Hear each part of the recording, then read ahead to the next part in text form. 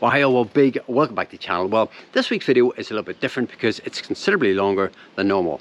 And that's because it would appear there's a lot of people building overland trucks, because I've been contacted by a huge amount of people over the last 4 or 5 months in particular to say, can you please share a little bit more of the hows and the whys and the rationale behind your thinking in terms of your own truck build. So I will try to do that as best I can.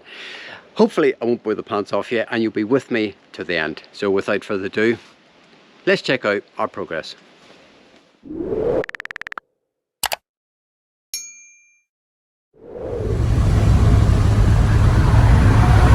Right, so I've just driven down to my local Shell garage and I'm just putting some water in.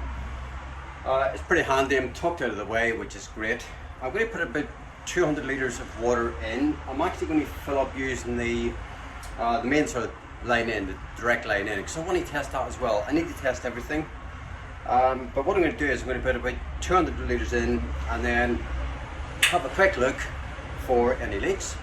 I'm then going to isolate everything, fire up the pump, and then one by one just to do the cold first, the hot, and then just have a look around, have a look, see if there is any leaks, and go from there. So I've tested the pump already. So one of the pumps is working, so the pump that actually circulates all the water around is great. I haven't tested the bigger pump, the pump that actually sucks in the water. I'll do that at a later date. But I've got good access to all of this, so I'm sort of hoping if there is an issue, now's the time to resolve that issue. The floor isn't down yet, and that's part of the reasoning for coming here today. Being able to sort of access everything. Pretty much everything under the floor is solid pipe runs, there's no joins. I've sort of kept it that way, so we've got no issues. So we shall see, but right now I'm just having a quick look and it looks okay, but it is early days. Right, well, there's a couple hundred litres in there, that's for sure. I've been here about 15 minutes, but I'm not going to do anything else here. I'm going to head back to the yard. I'm going to plug in the servo, that'll fire up the 12 volt, and then I'm going to systematically just test it and see how it goes.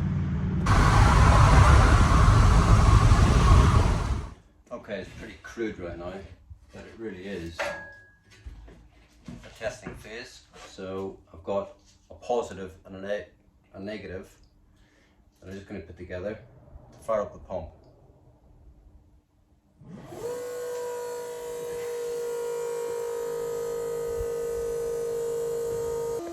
Right, well, we're dry at the moment. Pump is obviously working pretty hard.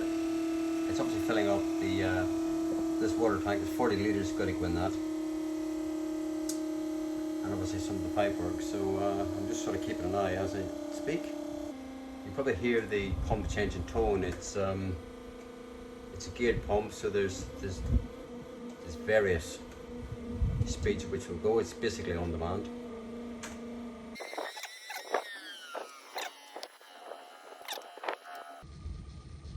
This is the point where you question yourself and think, have I got this right? Okay, pump has just stopped, which means the whole thing is pressurized, or the pipes that are open from the manifolds, they're pressurized. Once I open the shower, the hot and cold for example, or the kitchen, hot and cold, then obviously it's calling for water and this pump will start up again. So I'm just going to do that now and go from there. So I'll just set the camera there and then open one of these. There we go, and the pump just kicks in again. I'm just keeping an eye here. Oh, that's only a short run, so it's not going to take much to fill that. Okay. And then the shower, same again is going to happen.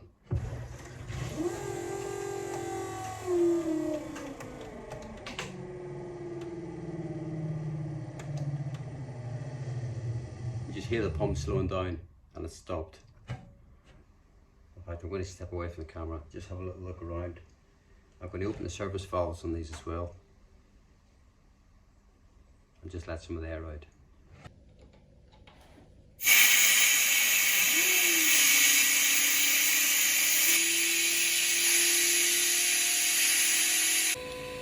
Well, I'm just going to leave this open for a minute and just purge the system.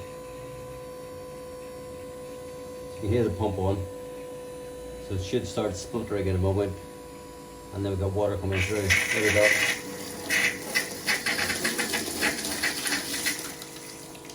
Okay, that's good, and then the pump will stop. I'll do the cold as well whilst I'm here.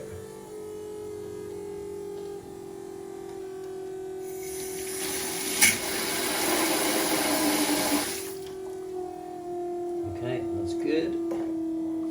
Really pleased with that. Alright, hand basin.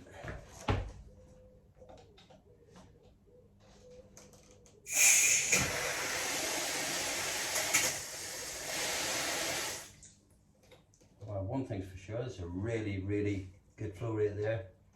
Good pressure. Which is nice. I mean, it is effectively a domestic system. What are you talking about?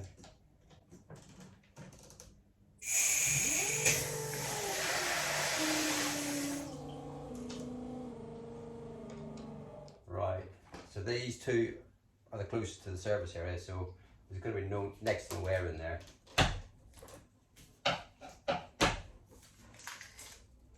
And I just put a little bit of tape on them actually, just to stop dust and crap getting in there, because it's been so dusty here. We've got, or had, the field's been harvested, all the combines been passed, all the crap.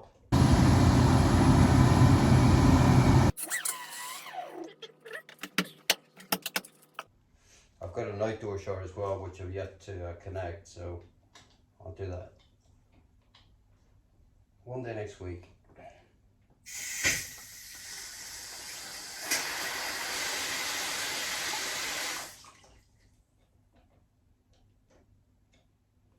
Right, well, Izzy will be pleased. She keeps asking me about the pressure. It's one of the downsides to motorhome is the pumps are pretty pathetic. On the last truck we had really good pressure and we loved that. And we've got a really big tank of water here, so we've got the capacity to have, you know, a really good shower, and yeah, that is a win. That's a real triumph, so really pleased with that. So I'm going to switch off now and go and have a beer. Well, I am indeed sat here with a beer, and it's so good because it's been another really busy week. It's been hot as well, and hot in the box, but we're making some really good progress, and I just wanted to say thank you for all the support. I'm actually sat here with Izzy. That's too much beer you've had there. It is. I just started talking through progress to date, dreaming of traveling once again, and yeah, for now, cheers. I've just been routing some cables this morning, so basically we've got two cables here. We've got the Everspacker and the air heater. As you can sort of see here, it is pretty tight in here, and we've got a conduit here with all our cabling just inside here, tucked away, and I'm trying to keep it as tight as possible, but eventually that'll obviously have to get connected up. And on top of that, I've actually got my big pump just mounted on here, and that's only going to get used when I'm drawing water from, you know, surface water from a river or whatever. And so what I need to do really is, basically I've just bought this, and it's a waterproof switch. So when I need that, so if you can imagine, I'm actually parked up beside the river. I put my hose in with my filter, and when I'm ready, I can literally just flick that switch. That'll fire up this pump, okay, and then feed water through the filters and into the tank. So I'm going to get that fitted this morning, along with another dozen jobs. So let's get on with that. Okay, another little job this morning is just get the valves onto this radiator, because I need to position it onto the wall. It's not actually gone onto this wall, it's gone onto the sub wall, but obviously I need to know where the pipe goes. So valves are going on, I'll get it provisionally mounted on there, route the pipe work, the flow and return for that, and you know, I'll probably take it off, put it back in the box just so it doesn't get damaged, and that's it.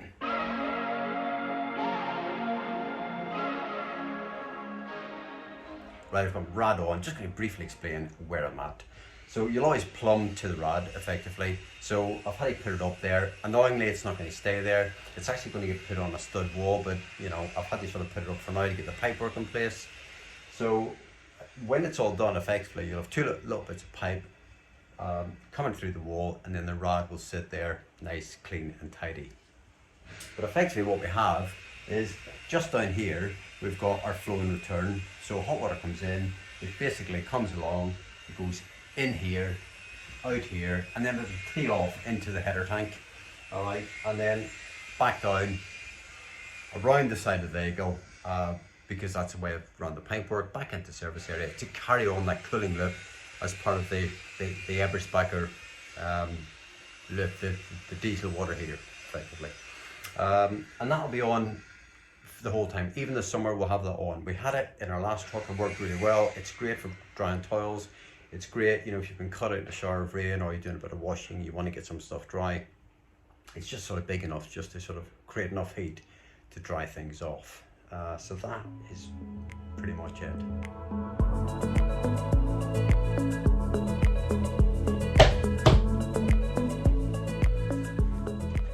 Right, so a little job this morning. I've got to cut this aluminium here.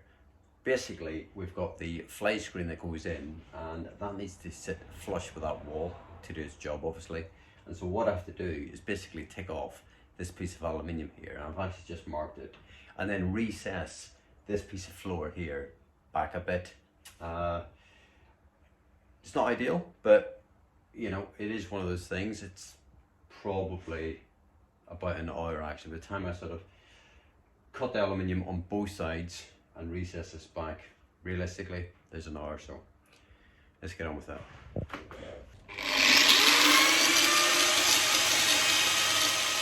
I'm extremely careful not to cut through the GRP body, and that's what takes the time.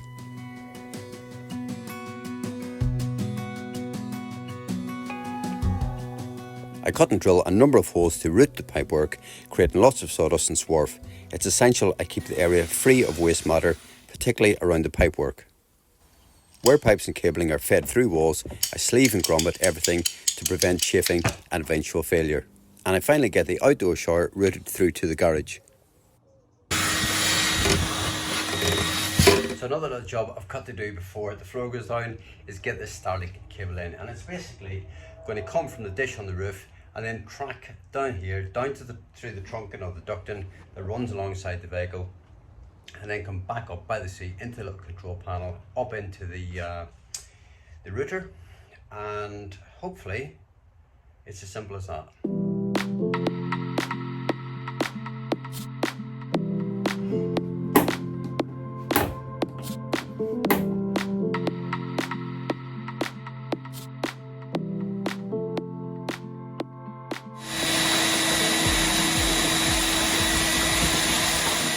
Okay, that was the last vacuum, the last swab before the underfloor heating goes down, and then a little bit of drilling on the floor, and then that's gone down, and I'm really keen to try and get that down today. So I've used John Guest fittings and pipe throughout the build.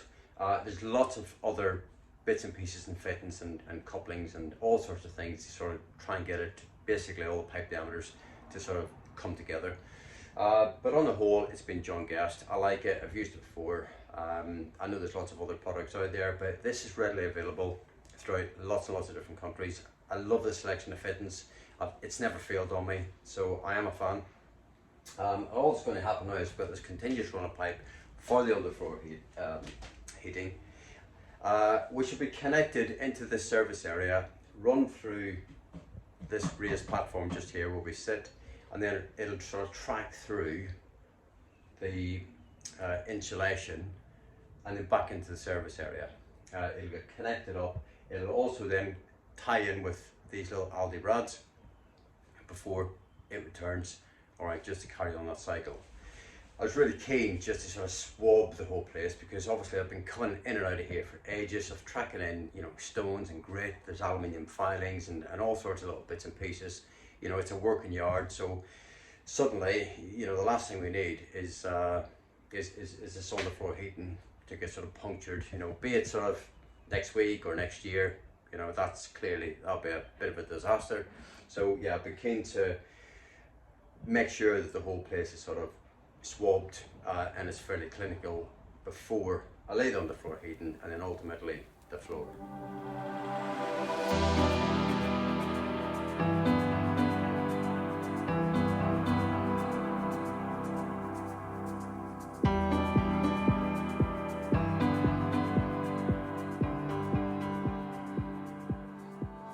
Okay, that's it down. There's just one little area which is sort of sticking out, but that's because I cut it out and I cut too much out, so it's not sitting in nice and tight within the insulation, so that's okay. Just put a little pipe clip on it, keep it down, and then obviously once the ply's on top of that, that'll be it. It'll just sit nicely in place. I lay the ply floor, roughly mark out the no drill areas to ensure I don't drill through any pipework, and screw the floor into place.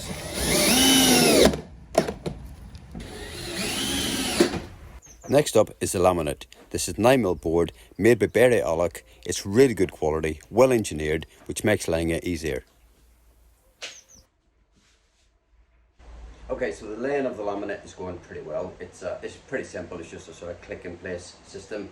A few holes here and there, a little bit of jigsaw as and when required around pipework and so on, but on the whole it's pretty simple. In case you're wondering as well about membranes, it's actually got a built-in membrane in this, so you're not faffing about with separate membranes, which makes life a lot easier in such a tight space. So yeah, it's just a sort of case of working my way from one end of the truck to the other, and I'm confident I'll have this done today by about lunchtime, so let's get on and get it done. I leave a few mil expansion cap around the edges as recommended, but in reality expansion and contraction will be minimal in such a small space. Guys, good morning. Well, yeah, we're not at the yard. I actually pulled the truck out of the yard yesterday. It's Saturday morning here in Norfolk. It's wet. It's a bank holiday weekend and I've got lots to do, so I needed to work this weekend, really just to sort of try and get ahead of myself, because the truck's actually going in for a service and MOT next week as well, so I'm going to lose it for probably about a week. And so I just thought, right, another 3 days over the bank holiday weekend, it was just too much time to lose. So here we are, and primarily what I'm looking to do this weekend is get the 2 cubicles fitted, so the 2 sort of bathroom cubicles, if you like, you know, the shower and then the toilet on the opposite side. That is my plan this weekend.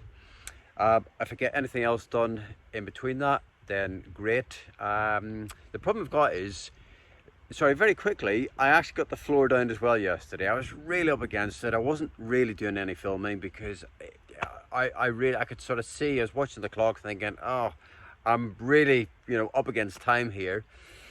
So I managed to get the floor down. There's a little bit to do here and there, but on the whole, it's all templated, it's down, and I think it's looking really well. Typically, it's absolutely filthy this morning because I've been sort of trampling through the gravel and the grass to get into the truck, and you can imagine. But right in the middle of the floor space is all the panels for the 2 cubicles. So there's hardly any space to move in there. But what I need to do really, if it ever stops raining here, is to get those panels out, put them to one side so I've got proper space to work. So whilst it's raining, what I'm doing is I'm having a look at the fly screens, the outbound screens that, you know, have been wrapped up until now, and obviously we've had for months and months and months, and I didn't want to put them on because of the dust and the crap whilst I'm working in the box, and I still don't really, but I'm trying to sort of make the best use of my time. So here we are. So let's go and have a look. So I should have said, we're actually in the overflow car park of Norwich Camping and Leisure. We know the guys here. They've been really kind to us over the years, sort of popping in here, stopping here for, you know, short periods. And, you know, this weekend, what do you do? Where do you go? We don't need anything. We have power. I just needed a bit of space really, and I suppose a bit of security for the truck overnight. So guys, big thank you for that, because, you know, it's really, really appreciated. I'll spin the camera around so you can see the floor and you'll see what I'm talking about. So you'll get a glimpse of the floor. It's laminate flooring, obviously. And the other thing I'm going to mention as well is, or show you rather, is right behind me. You might have clocked it. is the screens. Let's have a look. Okay, the blind. So as you can see, I've got a blind fitted behind me. And before anyone says anything, they say, oh, you fitted that upside down. It is upside down, but it's upside down for a reason. And we had them upside down, so we had the same blinds and the same windows in our last truck. And it was the same again. They were all upside down. But actually, that's how we like it. And we've purposely done the same in this truck. And that's because we're high, because we don't need the privacy, what we actually do need is to be able to block out the sun sometimes. So sometimes it's just nice. I know you can pull the blind up from the bottom, obviously, but actually when the sun goes down in the evening, it's quite nice just to sort of pull that down a little bit, or if you just want a little bit of privacy, you can just sort of pull that down, as opposed to when you're pulling up, you've still got the sun coming in. That's what we found, and we always sort of said, even before we come back to UK, we're definitely going to do that because it works really well. So that is the plan. So we like these. As I said, we've had them before, and they're functionally, they're really simple. They work really well. You can actually adjust how much spring there is within these, and I've sort of kept it fairly neutral, if you like. You want them sort of to retract up and stay up, but equally you want to sort of be able to pull them down and then sort of stay pretty much there, he says, as they're moving. Fly screen then is obviously at the bottom, and so same again, you can sort of adjust the spring and that. But obviously, if you're going to open or close the fly screen, it's either going to be all open or all closed, or a combination of the both. So sun's coming in, but you want to keep the bugs out, or you just sort of put it all the way up, or black out all the way down. So that's pretty much it. So that's the first blind fitted. It takes a little bit of time because obviously you've got to sort of measure, get it perfectly square. I've got a bit of finishing off to do around the windows as well in terms of the reveals, because the window frames aren't actually deep enough, and that was the biggest frames that we could get, and it's because our box has 100mm panels, so you just can't buy them at that size. So there is a bit of work just to finish those off. Anyway, that's way too much talking, so let's get on with it.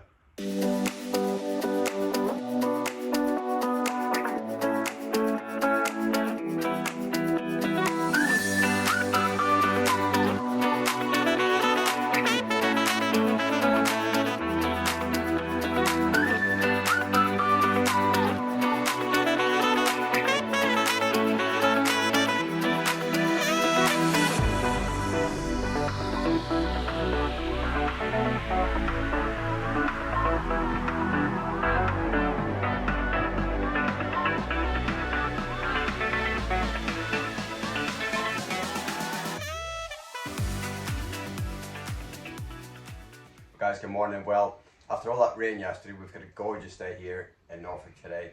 And my plan really today is to make a start on the cubicles, the shower and the toilet. And I'm in the process right now of getting all the wood out so that I can sort of have a look and better assess where I'm at. So my plan really is to try and get the toilet in first and then the shower. And I managed to get all the blinds on yesterday apart from this one, and I've left it off because that wall's actually coming out a little bit, and then I've got the plastic going on there as well, so I didn't see any point in sort of doing that yesterday. But the rest are on, and they're looking really good. I'm pleased with them. But for today, wood out, quick assessment, and then make a start trying to get these in place.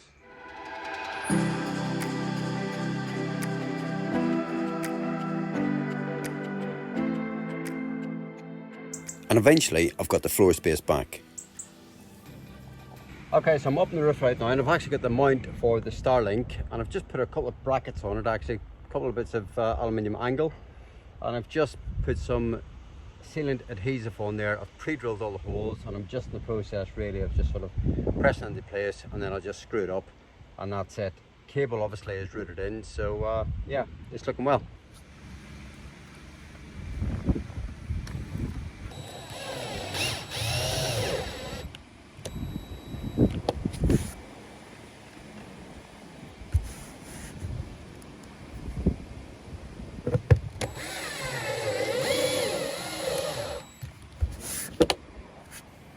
take the dish itself up to its new home, connect the cable and set it into its housing. It actually sits lower than the solar panels and should be reasonably protected. I use a scan strut to route the cable through the roof, making for a weather-tight seal, and zip tie the cables. After a night of curing, I fit the 3 retaining bungee cords. Okay, so I'm just at the point of building the stud wall. I've got my sheet of 80mm ply here, and there's going to be another sheet on here. So I've got my stud, and the stud really is to facilitate the sort of pipe work and the electrical cable. So, because this is where everything comes in from the roof, electric-wise. As well as that, the shower controls, so this is where I'm at, really sort of figuring this out right now. We've got a little bifold door that's going to open this way, as in that way. So you'll basically come in here.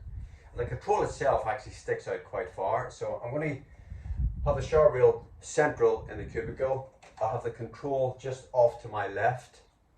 And that way when you come in, it's not going to impinge into the space too much. And it just means it's that sort of hand's length. It's just a single control that you twist. And then the shower off will be here. So that is today's little job.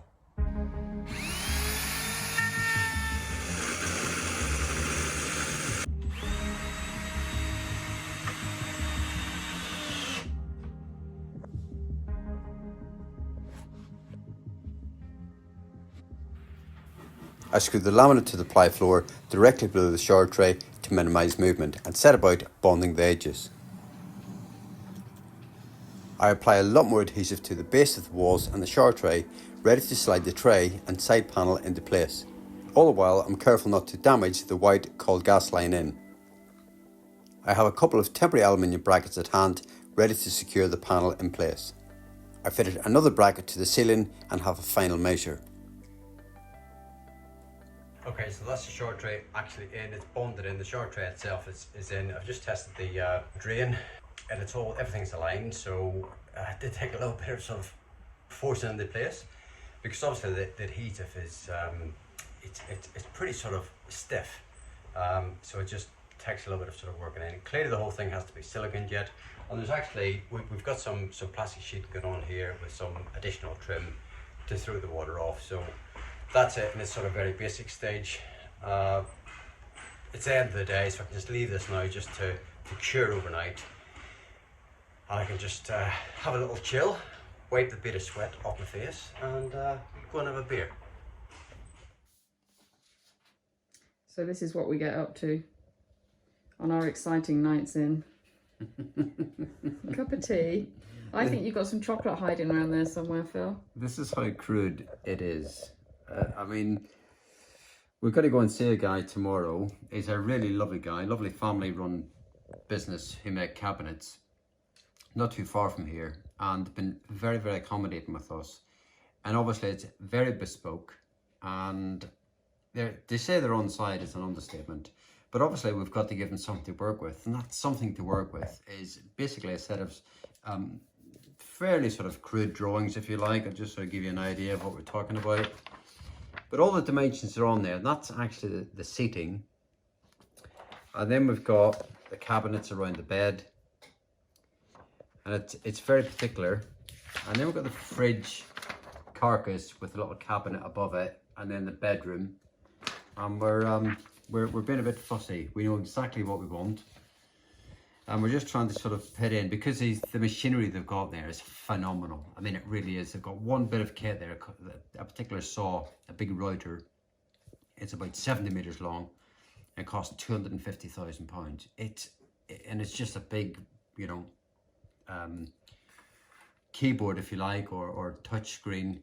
And you know, I'm so impressed by it. So they've been really, really good to us, and we're just trying to make life a little bit easier for them in terms of giving them some sketches with accompanying notes, and hopefully they'll get a little production line going, and the cabinets will come off, and as they come off, we'll be fitting them. Yeah. And yeah, doing it very close by, so they'll be able to help us if we have any problems. But anyway, enough of that now. Yeah. I was hiding the chocolate on Izzy, but I knew it was there. She noticed it. Can't hide any of them from me. All right. So anyway, so we're going to have a cup of tea. I think we're actually done with the notes. Watch an hour of rubbish tally.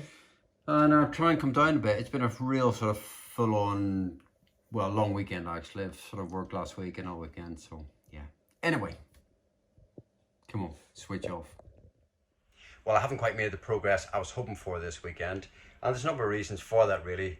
Saturday was a washout. The whole day it just rained, and that was a problem because I had a truck full of stuff. I really needed the space. I had to get it outside, and obviously there's time involved in that as well, getting everything in and out at the end of the day and so on. Coupled with that, bank holiday, so the place where I am, they worked bank holiday weekend timings, and yeah, the days were short. It's like 6-hour days, so you know there's only so much you can achieve in a 6-hour day. But the bigger problem, the bigger error on our part, basically we messed up, is the toilet cubicle walls. We've ordered a couple of panels and they're the right size. They're exactly what we ordered, but actually they're just too short. And so not short in height, but short in depth. And so we're trying to sort of save a little bit and give ourselves more space as we got into the bed. But actually, what's happened is it's left the toilet experience, if you like, a little bit short. In that, when you sat in the toilet, it's fine, but of course, when you get up, you tend to sort of lean forward, and the door would have been here. And you know, it's only 100 mil, but 100 mil is quite a lot actually. So we've had the panels in. Izzy's been over. We've sort of had everything in place, the toilet in place, and we both agree that it's not right. So we're the best will in the world, even though we sort of sat down ages ago with bits of cardboard in the toilet and everything else and sort of said, yeah, it's close, but we think it's okay. It's not okay. And, you know, it's an expensive mistake. We're going to have to get 2 new panels to put it right. The other stuff will go back into the pool, so it's not going to get wasted. But yeah, there is clearly a cost there, and it's quite a big cost, which is frustrating. But hey ho, that is the way it goes. So I'm just literally getting sort of everything sort of packed up right now, and ready to get back over to the yard. So another little job from a cosmetic point of view was basically to replace all of these little panels, because they all had holes and switches, and you know, they were just a mess really. There was no ashtray. As much as we don't use the ashtray down here, there was just a hole, and it was a mess. And I've still got one to put on here. So there was another 95 quid spent here just on a couple of bits of plastic, which again seems a ridiculous amount of money, but it has changed the cosmetic appearance of the dash. And we've had the passenger side actually sprayed as well, so it has cleaned the whole thing up, and I do think it sort of adds to the vehicle.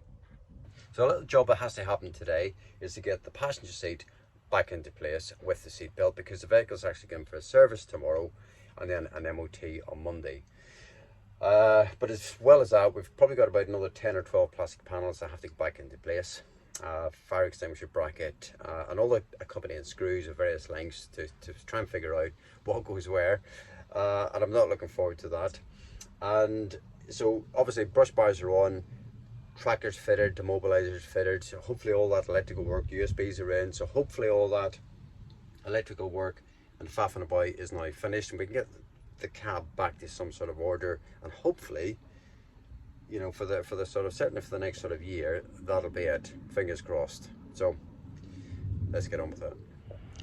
Right, that's us. We've just dropped the vehicle off at Drury's Vehicle Services in North Walsham, and here we go. We'll leave it in the capable hands, and hopefully we'll get the green light. Well guys, that's it for this week. Thank you so much for joining us. Join us next time round as we talk all things budget, and you won't believe how much we've spent.